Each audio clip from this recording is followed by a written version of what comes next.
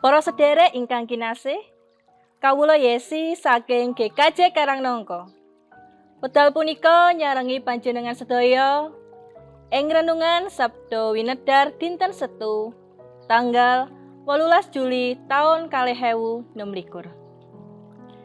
Diksionari ing waosan dinten punika kapendhet saking Yesaya 51 ayat 18 dumugi 20, Jabur 86 ayat 11 dumugi 17, Matius 7 ayat 11 dumugi 20. Ing dinten menika ayat ingkang kapendhet saking Matius 7 ayat 11 dumugi 20 ingkang kaparingan jejer mawas diri lan ngedalaken woh. Waosan dinten punika kaparingan jejer mawas diri lan ngedalaken woh. Matius 7 ayat 17 dumugi 18. Dadine wit kang becik metokake woh becik. Wit kang geringen wohe iya ora apik. Wit kang becik ora bisa metokake woh kang ala. Lan wit kang geringen ora bisa metokake woh kang becik. Gusti Yesus paring pepenget dhateng para pendherekipun supados sami waspada dumateng para nabi palsu.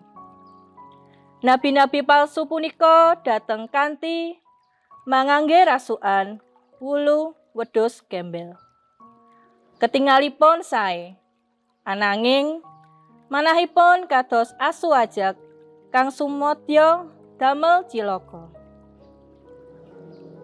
Gusti Yesus paring pitedah anggen para pendherekipun bedakaken pundi nabi ingkang asli lan ingkang palsu. Bab punika badhe ketitik saking wohing tumindakipun utawi wohing gesangipun. Kados dene taneman.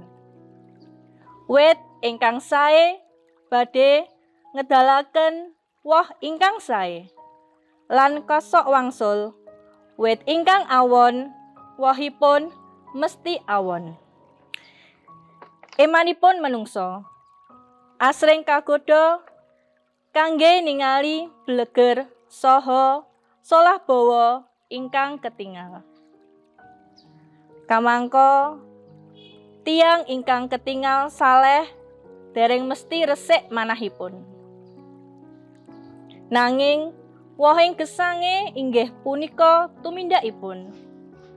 Katresnanipun, kasetyanipun punika wujud pitepangan ingkang sejatos kaliyan Gusti Allah.